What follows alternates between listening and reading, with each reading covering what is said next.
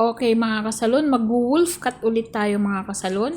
So, ang hair niya ay kinulayan natin na Brazilian siya. Okay? So, straight na straight yung hair niya. Kapag nag-wolf cut tayo, o di kaya ang tawag dito, nag-octopus cut tayo, hindi natin kailangan mag-sectioning mga kasalon. Yan ang pinakamadali. Pwede kasi tayo maggupit mga kasalon ng madali na hindi naman kailangan napakadaming proseso, di ba? Kasi simple lang ang paggugupit. Kapag alam mo na kasi ang technique, paraan magagawa mo 'yon. So, laging tinuturo ko sa inyo mga kasalon na ang sectioning natin ay pataas. Yun ay 180 degrees.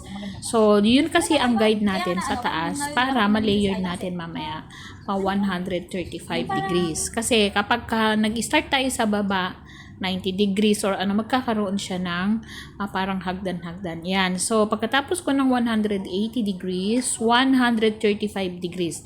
Nakita nyo mga kasalon, ang hatak ko ay pa-side pero pataas.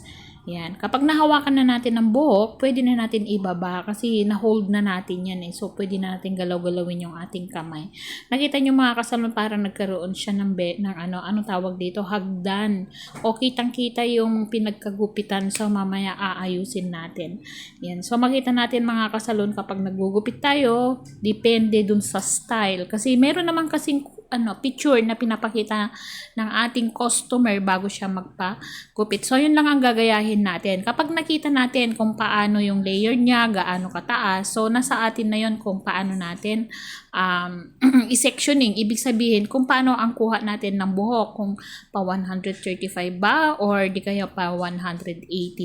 Ayan, so ginagawa na natin ay sa taas naman ang 135 natin para matanggal yung parang hagdan.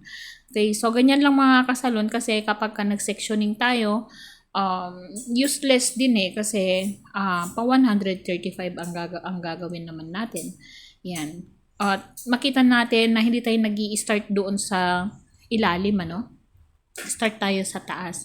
So ngayon, pointing cut ang gagawin natin kasi hindi natin pwedeng gamitan ng thinning scissor kasi nag-Brazilian Botox tayo. So, straight yung hair niya kasi kapag tinining scissor natin, maaaring magkakaroon siya ng split ends kasi syempre hindi nakat lahat. So, magbe-bend lang yung natira. So, ganyan lang mga kasalon. Yan. Kapag ang sectioning natin, nag-start tayo mula sa taas, pababa ang paggugupit natin, wala siyang hagdan at maganda yung bagsak ng kanyang hair.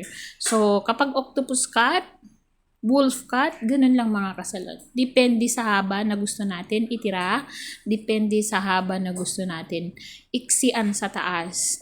Tayo na ang magdi-design o maggagawa ng style kasi tayo yung nagki-create ng style sa hair ng ating client. Kaya tayo yung pinagkakatiwalaan nila para mapaganda yung kanilang buhok. Kaya dapat ay creative din tayo mga kasalon.